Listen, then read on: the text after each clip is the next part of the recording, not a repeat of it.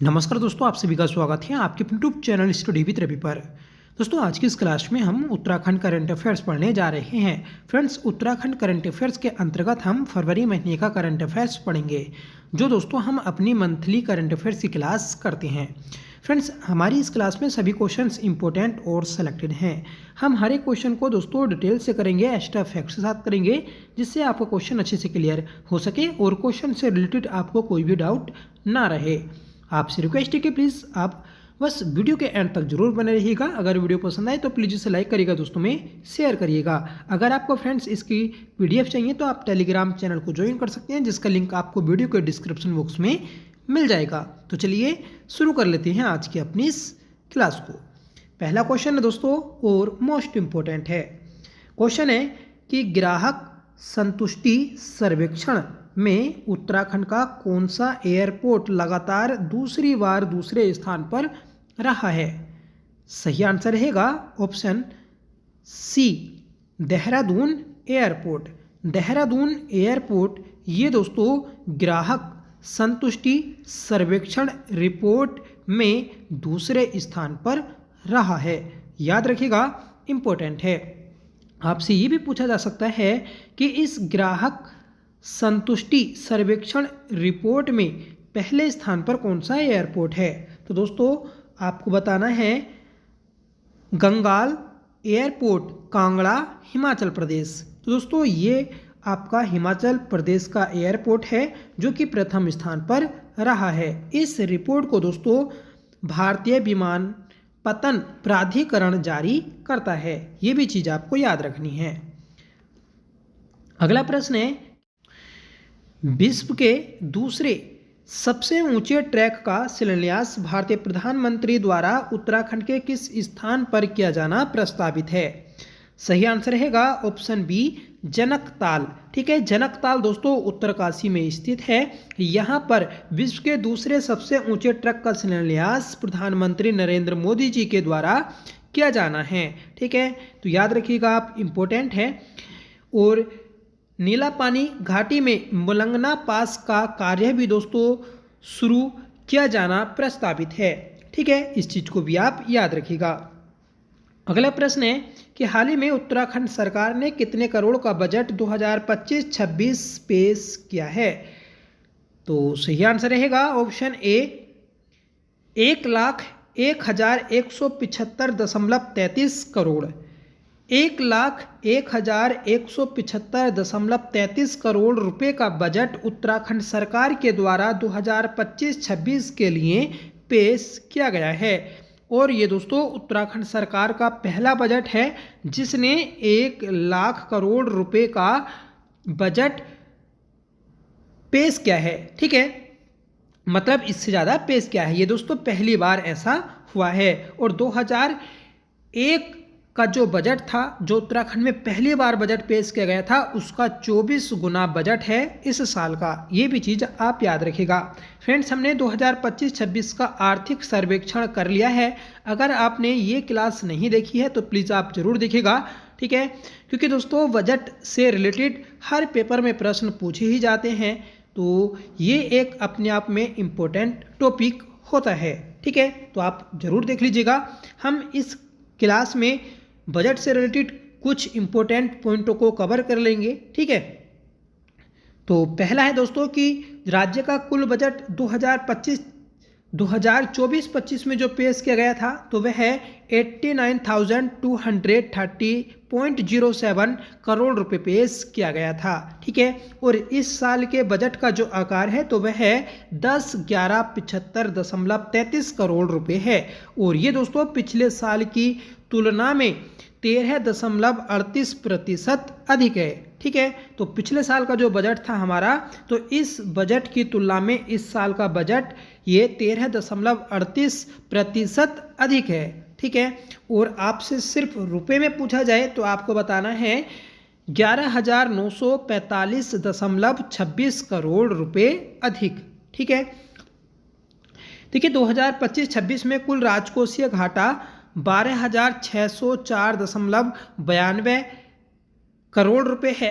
ठीक है, और ये सकल घरेलू उत्पाद का लगभग 2.94 प्रतिशत है। ठीक है, ये चीज़ आप याद रखिएगा, इम्पोर्टेंट है कि 2025-26 के बजट में राजकोषीय घाटा कितना है। तो ये दोस्तों सकल घरेलू उत्पाद का 2.94% है। ठीक है, अब देखिए जो बजट होता है तो बजट बनाते समय जो सोर्सेस होते हैं, ठीक है, कि कहाँ कहाँ से पैसा आता है बजट बनाने के लिए, ठीक है, तो वो अपने आप में इम्पोर्टेंट होता है। तो सबसे ज़्यादा जो दोस्तों रुपया आया इस साल के बजट में तो वह है स्वयं का कर राजस्व से आया है और इसका प्रतिशत है 29.38%। ठीक है, दूसरा स्थान है दोस्तों लोक ऋण का, ये 23.21% है। तीसरे स्थान पर आता है दोस्तों केंद्र सरकार से सहायता अनुदान, ये 22.30% है। और केंद्रीय करों में राज्यांश ये 19.46% है। ठीक है, इससे भी दोस्तों प्रश्न बन जाता है, तो आपको याद रखना है कि सबसे ज़्यादा जो रुपया आया इस बजट में तो वह स्वयं के कर राजस्व से आया है। इसका प्रतिशत भी आप याद रखिएगा 29%।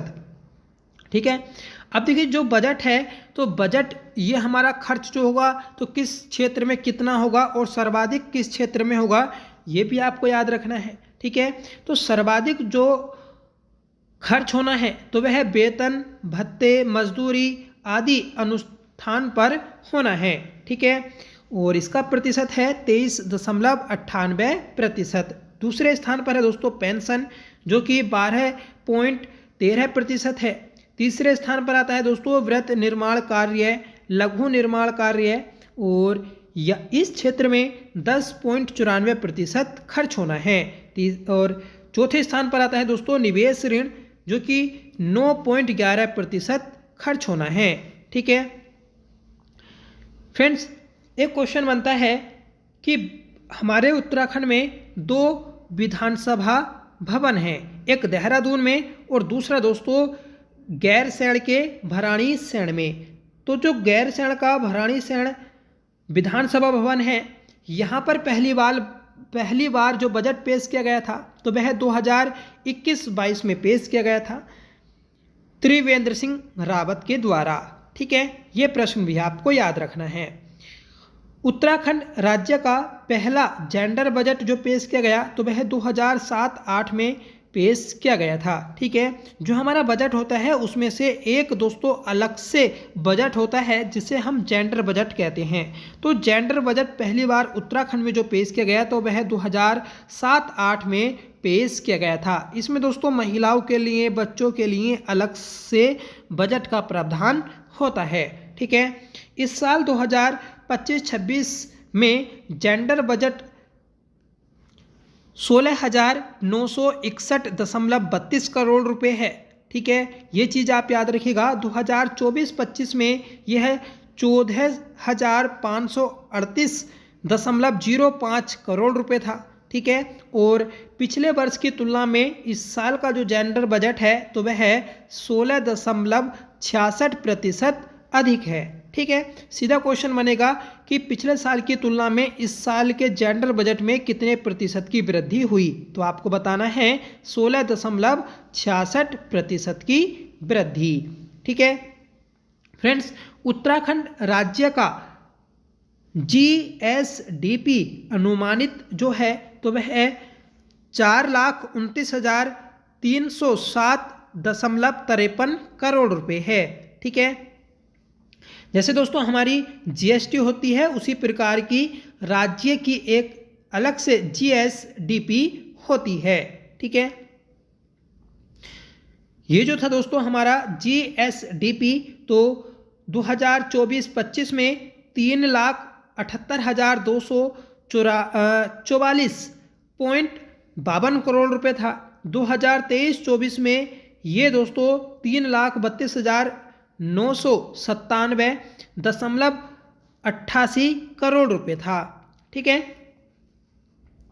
फ्रेंड्स, जो बजट है हमारा इस साल का तो वह है अग्रणी उत्तराखंड थीम पर आधारित है। ठीक है, उत्तराखंड को अग्रणी बनाने के लिए बजट में प्रावधान किए गए हैं। ठीक है, तो इसलिए उत्तराखंड के बजट को नमो बजट का नाम दिया गया है। साथ ही साथ पिछले साल जो हमारा बजट ज्ञान मॉडल पर आधारित था उसे भी दोस्तों इस बजट में शामिल किया गया है। ठीक है, जो नमो है दोस्तों, नमो की फुल फॉर्म क्या रहेगी इसे याद रखना है आपको।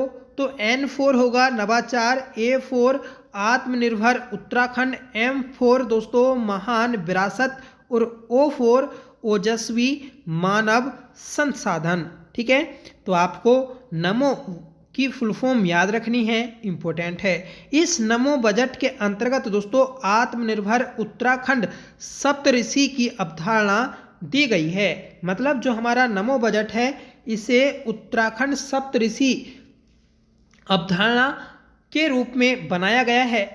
और इस सप्तऋषि के अंदर क्या क्या आते हैं तो आपको याद रखना है, कृषि, ऊर्जा, संयोजकता, आयुष, उद्योग, अवसंरचना और पर्यटन।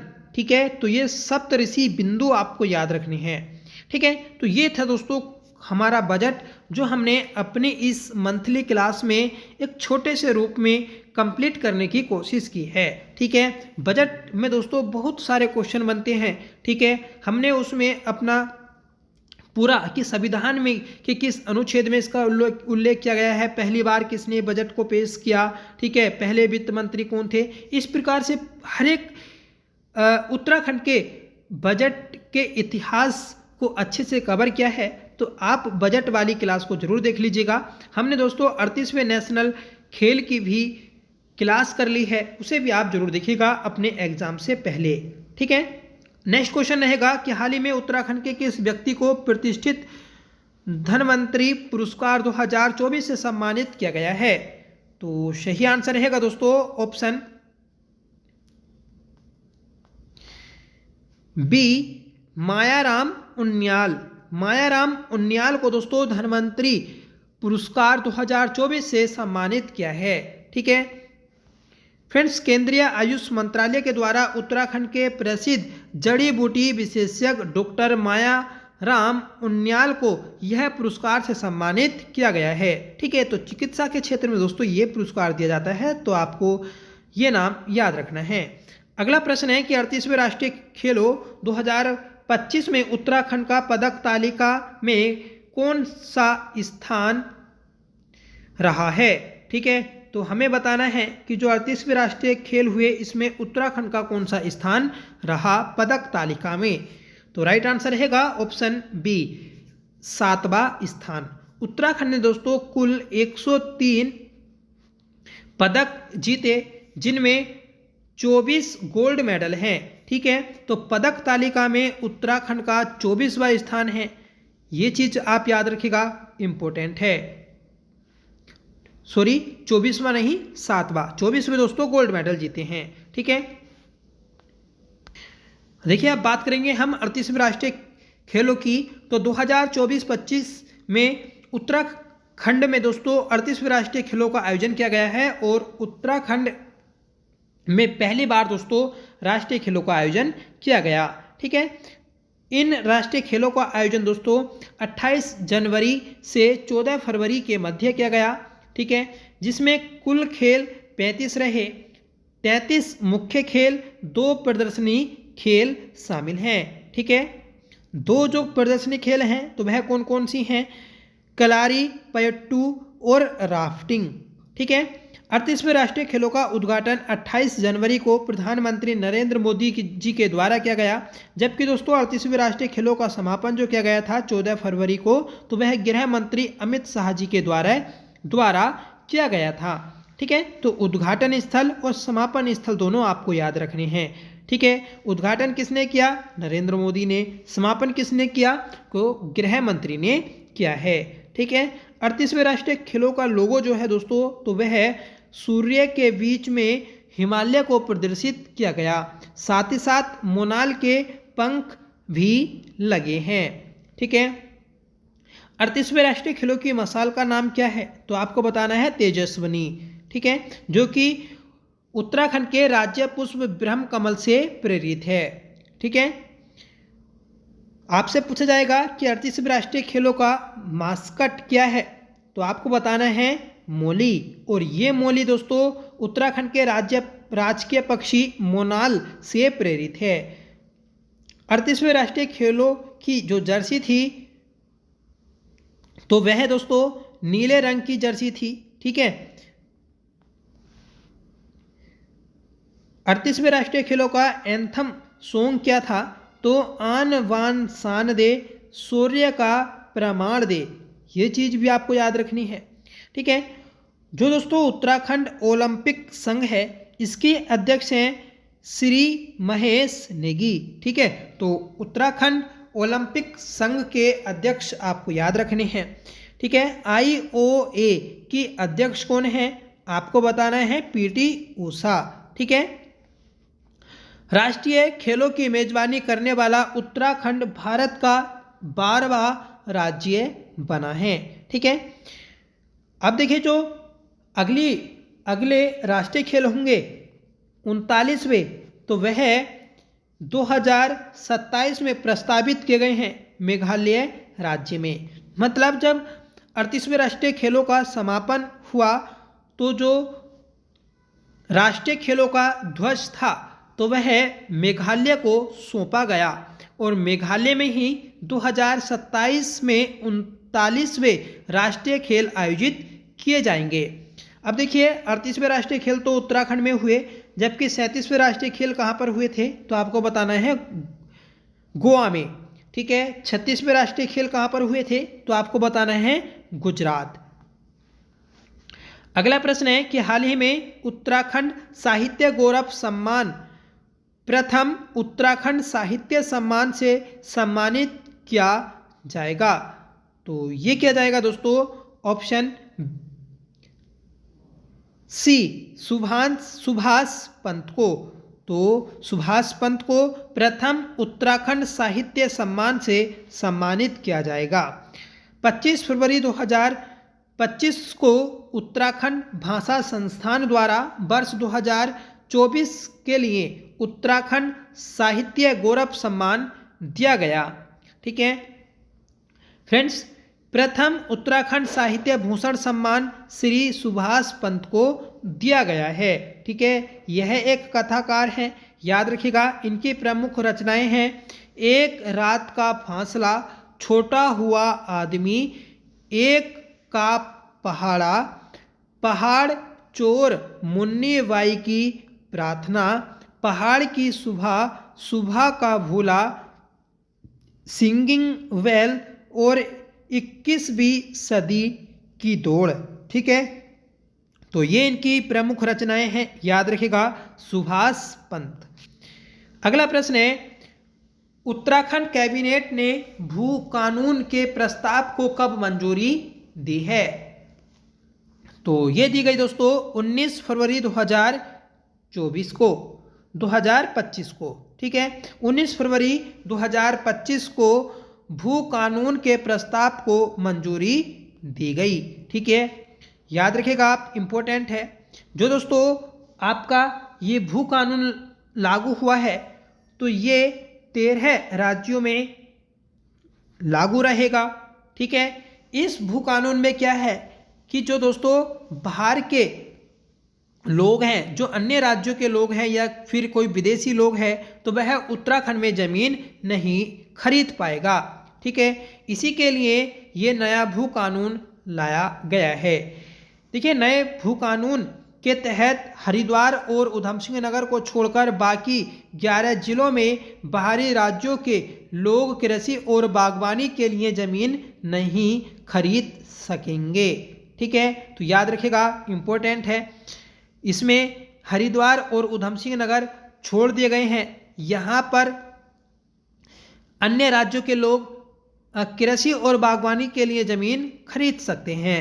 ठीक है, अगला प्रश्न है कि उत्तराखंड के किस स्कूल को पर्यावरण शिक्षा के लिए विप्रो अर्थियन अवार्ड 2024 से सम्मानित किया गया है, तो सही आंसर रहेगा option C Nanakmatta public school. ठीक है, तो नानकमत्ता पब्लिक स्कूल को पर्यावरण अर्थियन अवार्ड 2024 से सम्मानित किया गया है। ठीक है, जो दोस्तों ये अवार्ड है तो ये है अजीम प्रेमजी विश्वविद्यालय बेंगलुरु में पर्यावरण शिक्षा के लिए देता है। ठीक है, अगला प्रश्न है कि मध्य प्रदेश सांस्कृतिक विभाग द्वारा हाल ही में उत्तराखंड के किस साहित्यकार को राष्ट्रीय कबीर सम्मान 2023 से सम्मानित किया गया है? तो सही आंसर रहेगा ऑप्शन बी, लीलाधर जगूड़ी। लीलाधर जगूड़ी को दोस्तों कबीर सम्मान 2023 से सम्मानित किया गया है। आप याद रखिएगा, इंपॉर्टेंट है। अगला प्रश्न है कि हाल ही में पर्यावरण और वन मंत्रालय द्वारा जारी पर्यावरणीय कैलेंडर में उत्तराखंड के किन 2 पर्यावरणविदों का नाम अंकित है? तो ये है दोस्तों सुंदरलाल बहुगुणा, अनिल प्रकाश जोशी, इन दोनों का नाम अंकित है। तो सही आंसर रहेगा ऑप्शन डी, बी और सी दोनों। ठीक है, अगला प्रश्न है कि भारतीय रेल बजट 2025 में उत्तराखंड हेतु कितने रुपए का प्रावधान है? तो सही आंसर रहेगा ऑप्शन बी, 4,641 करोड़ रुपए। ठीक है, तो 4,641 करोड़ रुपए का प्रावधान किया गया है भारतीय रेल बजट 2025 में। फ्रेंड्स, संपूर्ण देश में 15,000 किलोमीटर रेलवे ट्रैक को कब्ज मिलेगा, जिसमें 49 किलोमीटर उत्तराखंड के लिए हैं। ठीक है, नेक्स्ट क्वेश्चन है कि उत्तराखंड में वनों के आग से बचाव हेतु किस मॉडल को अपनाने की बात कही गई है? तो सही आंसर रहेगा ऑप्शन डी, शीतला खेत मॉडल। शीतला खेत मॉडल को अपनाने की बात की गई है उत्तराखंड के वनों में लगने वाली आग के बचाव कार्य के लिए। आप देखते हैं दोस्तों कि जब फरवरी का महीना आता है तभी से उत्तराखंड के जंगलों में आग धधकना शुरू हो जाती है, जो कि उत्तराखंड की एक सबसे बड़ी आपदा है। ठीक है, इससे दोस्तों हर साल काफ़ी ज़्यादा उत्तराखंड के संसाधनों, मानव हानि, पशु पक्षी हानि होती है। ठीक है फ्रेंड्स, शीतला खेत मॉडल जो शुरू किया गया था तो वह 2003 में शुरू किया गया था। शीतला खेत मॉडल को शुरू करने का श्रेय गजेंद्र रावत को जाता है, जो कि एक उत्तराखंड के प्रसिद्ध समाज सेवी हैं। ठीक है फ्रेंड्स, इस मॉडल के अंतर्गत गर्मियों से पहले 31 मार्च तक खेतों की मेड़ और बंजर भूमि पर सूखी घास झाड़ियों को काटने की परंपरा है। मतलब दोस्तों, जो खेतों के आसपास सूखी झाड़ियां होती हैं तो उन सभी को काट लिया जाता है और जो सूखी पत्तियां फैली होती हैं ज़मीन पर उन्हें इकट्ठा कर लिया जाता है। ठीक है, जिससे दोस्तों क्या होगा कि जो जंगलों में आग है तो वह कम हो जाएगी, क्योंकि जो जंगलों में सूखी पत्तियां होती हैं उन्हीं के कारण जंगलों में आग लगती है। ठीक है फ्रेंड्स, 1 अप्रैल को आड़ दिवस बनाते हुए इस प्रक्रिया को समाप्त किया जाता है। मतलब 31 मार्च तक दोस्तों आपका क्या होता है कि अच्छे से ज़मीन को साफ कर दिया जाता है, जो सूखी पत्तियां, सूखी झाड़ियां वगैरह होती हैं उन्हें साफ कर दिया जाता है। ठीक है, फिर 1 अप्रैल को दोस्तों यह आपका आड़ दिवस मनाया जाता है, जिसकी शुरुआत 2023 से की गई थी। नेक्स्ट क्वेश्चन है कि हाल ही में गढ़वाल के किस स्थान पर सड़क चौड़ीकरण के दौरान भिताड़ा गुफा में अनेक शिवलिंग की गुफाएं प्राप्त हुई हैं? सही आंसर रहेगा friends option A, Purola Uttarkashi. ठीक है, तो पुरोला उत्तरकाशी में सड़क चौड़ीकरण के दौरान एक गुफा मिली जिसका नाम है दोस्तों भिताड़ा गुफा, और यहाँ पर अनेक शिवलिंग गुफाएं पाई गई। ठीक है, अगला प्रश्न है कि उत्तराखंड सरकार के तीसरे प्रमुख सचिव के रूप में कौन नियुक्त किए गए? तो सही आंसर रहेगा option B, R Meenakshi Sundaram. R Meenakshi Sundaram को उत्तराखंड सरकार के तीसरे प्रमुख सचिव के रूप में नियुक्त किया गया है। अगला प्रश्न है, राष्ट्रीय खेलों में उत्तराखंड ने सर्वाधिक पदक किस खेल स्पर्धा में जीते हैं? तो 38वें राष्ट्रीय खेलों में सर्वाधिक पदक जो जीते उत्तराखंड ने, तो वह मॉडर्न पेंटाथलॉन में जीते हैं। सही आंसर रहेगा ऑप्शन बी। ठीक है। अगला प्रश्न है कि 14 फरवरी 2024 को सर्वोदय कार्यकर्ता और भूदान आंदोलन में विनोबा भावे के साथ रही उत्तराखंड की किस पर्यावरणविद का निधन हो गया है? तो सही आंसर रहेगा ऑप्शन बी, बिमला बहुगुणा। जो दोस्तों विजय बहुगुणा है, उन्हीं की पत्नी है बिमला बहुगुणा। ठीक है, जो कि भू आंदोलन वगैरह से भी जुड़ी हैं। अगला प्रश्न है कि हाल ही में उत्तराखंड उच्च न्यायालय में 9वें न्यायाधीश के रूप में किसे शामिल किया गया है? तो ये किया गया दोस्तों option A, justice Alok Mehra. Justice Alok Mehra को 9वें न्यायाधीश के रूप में शामिल किया गया है उत्तराखंड उच्च न्यायालय में। जैसे दोस्तों उत्तराखंड में 11 न्यायाधीश होते हैं, तो उन्हीं में 9वें न्यायाधीश के रूप में आलोक मेहरा को नियुक्त किया गया। अगला प्रश्न है कि इको फ्रेंडली और सेफ केदारनाथ यात्रा 2024 हेतु प्रतिष्ठित स्कॉच अवार्ड किस जिले को प्रदान किया गया? तो ये किया गया है रुद्रप्रयाग को। रुद्रप्रयाग को दोस्तों इको फ्रेंडली और सेफ केदारनाथ यात्रा 2024 हेतु प्रतिष्ठित स्कॉच अवार्ड से सम्मानित किया गया। अगला प्रश्न है कि उत्तराखंड का पहला RAS रिसर्क्यूलेटिंग एक्वाकल्चर सिस्टम कहाँ स्थापित किया जा रहा है? तो ये किया जा रहा है दोस्तों चंपावत में। सही आंसर रहेगा ऑप्शन ए। ठीक है, तो इंपॉर्टेंट क्वेश्चन है, याद रखिएगा कि उत्तराखंड का पहला RAS रिसर्क्यूलेटिंग एक्वाकल्चर सिस्टम स्थापित किया जा रहा है। नेक्स्ट क्वेश्चन है कि उत्तराखंड सरकार ने अगले 5 वर्षों में राज्य की अर्थव्यवस्था का आकार दोगुना करने के लिए कितना लक्ष्य निर्धारित किया है? तो ये क्या है?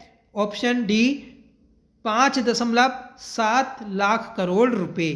ठीक है, तो आप ये जरूर याद रखिएगा, महत्वपूर्ण प्रश्न है। नेक्स्ट क्वेश्चन है कि उत्तराखंड के कितने आदर्श ग्राम को संस्कृत ग्राम की मान्यता मिली है? तो ये मिली दोस्तों 13 गाँव को। तो 13 गाँव 13 जिलों के हैं। हर एक जिले से एक गांव लिया गया है जिसे संस्कृत गांव की मान्यता प्रदान की गई है। ठीक है, ये 13 के 13 जिले हैं। इन पर भी नज़र मार लेते हैं कि किस जिले का कौन सा संस्कृत गांव बनाया गया। तो देहरादून का है दोस्तों डोईवाला ब्लॉक का भोगपुर गांव, जिसे संस्कृत गांव घोषित किया गया। हरिद्वार के बहादुराबाद ब्लॉक का नूरपुर पंजन हेड़ी गांव को बनाया गया है। उत्तरकाशी के मोरी ब्लॉक का कोट गांव, चमोली के कर्णप्रयाग ब्लॉक का डिम्मर गांव, पौड़ी के खिरसू ब्लॉक का गोदा गांव, रुद्रप्रयाग के अगस्त मुनि ब्लॉक का वेंची गांव, टिहरी गढ़वाल में प्रतापनगर ब्लॉक का मुखेम गांव और नैनीताल का कोटाबाग ब्लॉक का पांडे गांव, अल्मोड़ा में ताड़ी खेत ब्लॉक का जैती गांव और चंपावत के खर्क कारकी गांव, पिथौरागढ़ का मूनाकोट ब्लॉक का उर्ग गांव और दोस्तों बागेश्वर जिले का सेरी गांव, उधम सिंह नगर का